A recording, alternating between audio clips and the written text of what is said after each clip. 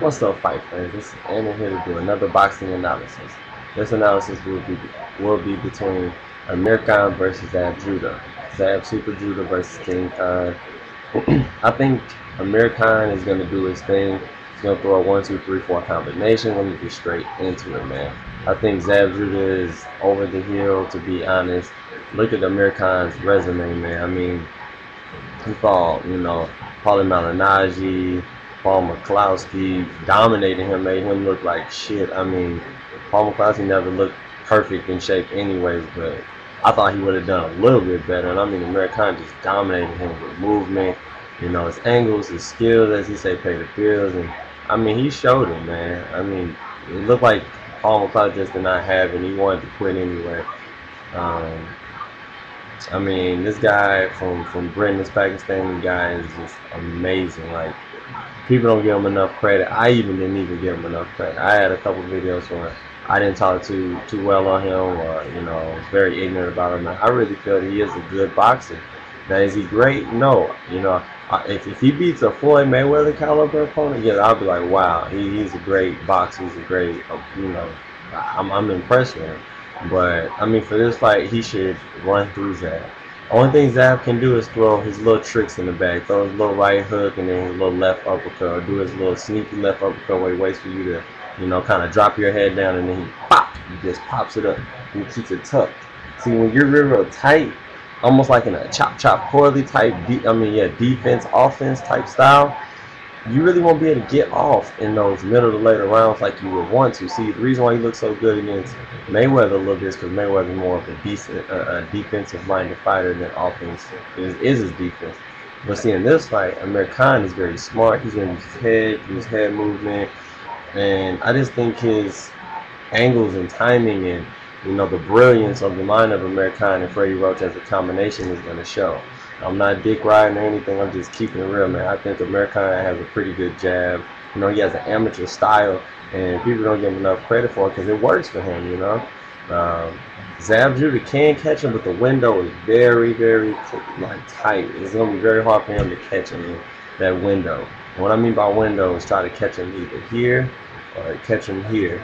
I just don't see it happening with a right hook here or that left uppercut. I just don't see it happening, man. I just see Amir Khan beating him for 12 rounds until a pole. Face is going to be messed up. He's going to have very good body. When Amir Khan sits down on his body punches, oh my God, he can do damage. I never thought he would hurt Marcos Maidana the way he did with the body punches. They'll let you know he hits very, very hard to the body when he sits down.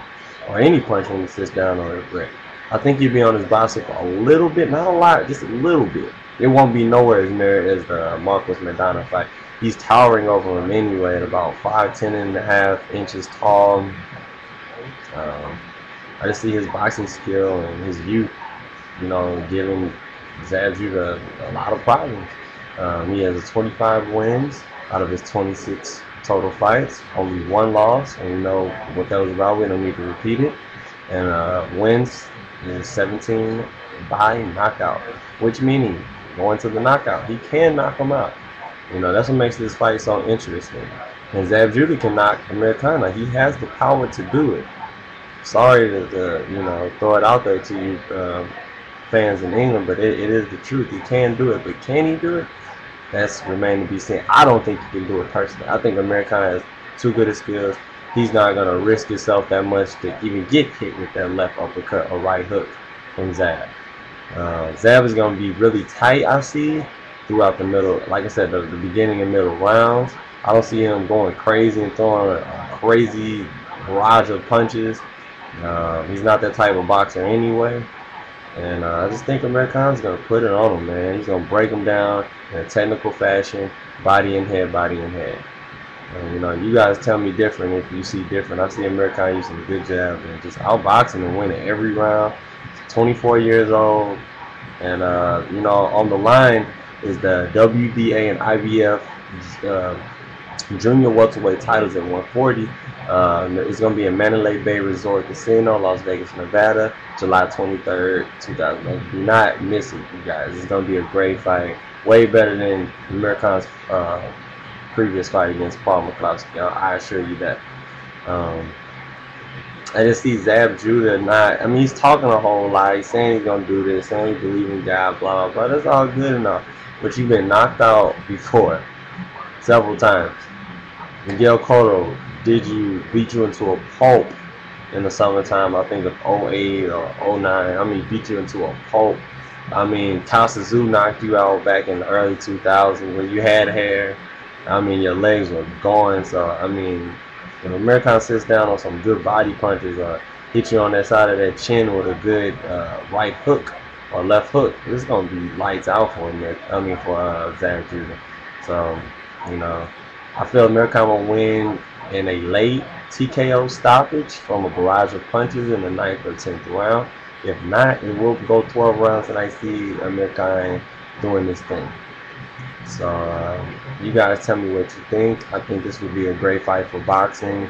You got Amir Khan, showing the world what he can really do.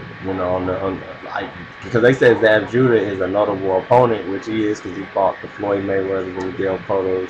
Like I said, so we're gonna see what he can really do. Amir Khan winning 12-round decision. If it is a knockout, 9th or 10th round. And I will be back later on tonight for more boxing analysis. Alright, peace.